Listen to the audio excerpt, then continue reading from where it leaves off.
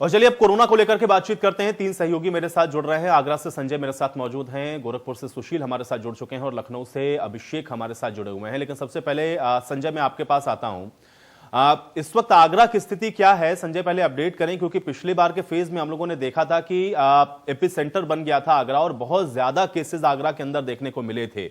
अभी आगरा की स्थिति क्या है, वहां पे मौजूदा प्रशासन कितना मुस्तैद है, कितना तैयार है, अपडेट करें संजय।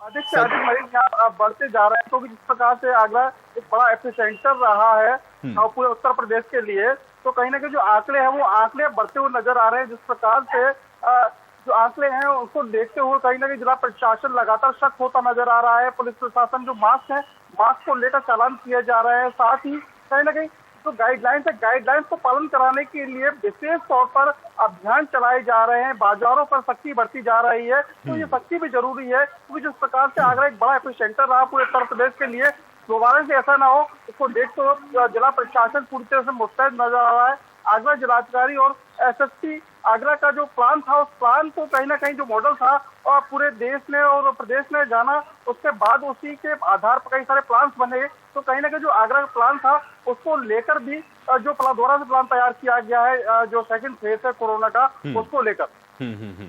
अभिषेक, ये बताएं कि राजधानी लखनऊ में हम लोग देख रहे हैं कि आंकड़ा बहुत तेजी के साथ बढ़ा है। 459 मामले आए पिछले 24 घंटे के अंदर और पूरे प्रदेश का अगर हम लोग आंकड़ा देख रहे हैं तो अकेले 30% तो सिर्फ राजधानी लखनऊ से हैं।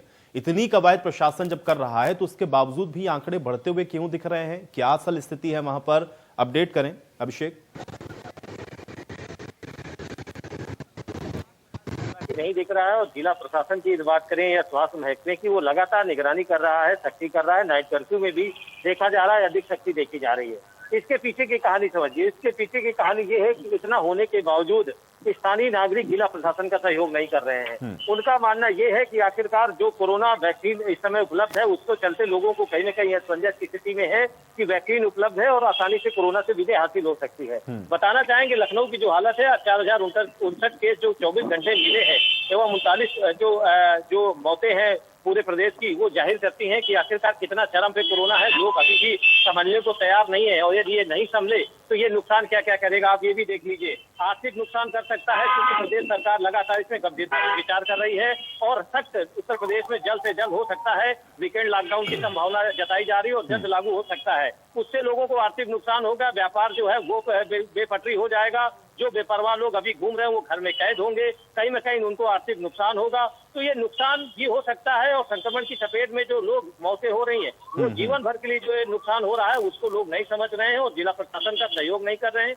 यही कारण है कि लखनऊ की जो तस्वीर है अचानक किस चरम पर पहुंच चुकी है कि यहाँ पे मारामारी इतनी हो चुकी है कि अस्पतालों के बेड फुल है। यदि अभी की बात करें 1 घंटा पहले बात, तो इंडिया न्यूज के पास एक बड़ी खबर आई है, टीएस मिश्रा में ऑक्सीजन की कमी पाई गई और वहां पे कई मरीज वापस कर दिए गए हैं क्योंकि उनके पास ऑक्सीजन सिलेंडर नहीं है।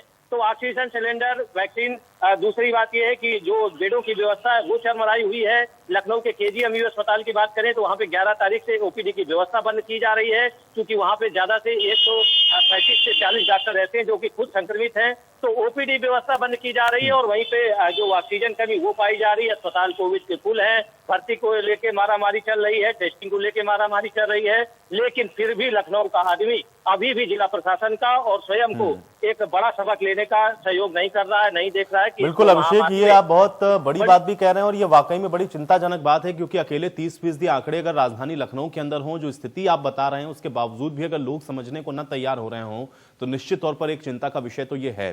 सुशील, गोरखपुर के अंदर 422 मामले थे पिछले 24 घंटे के अंदर और आंकड़ा वहां पर भी ऐसा नहीं है, बहुत तेजी के साथ बढ़ रहा है। क्या व्यवस्थाएं वहां पर आपको नजर आ रही हैं? क्योंकि लखनऊ का जो आंकड़ा है या ये वहां की जो व्यवस्थाएं हैं उसको देख करके चिंताजनक जो स्थिति है साफ तौर पे समझी जा सकती है। गोरखपुर की व्यवस्थाओं के बारे में बताएं और कितना मुस्तैद है वहां का प्रशासन, वहां का स्वास्थ्य विभाग इन स्थितियों से निपटने के लिए। सुशील।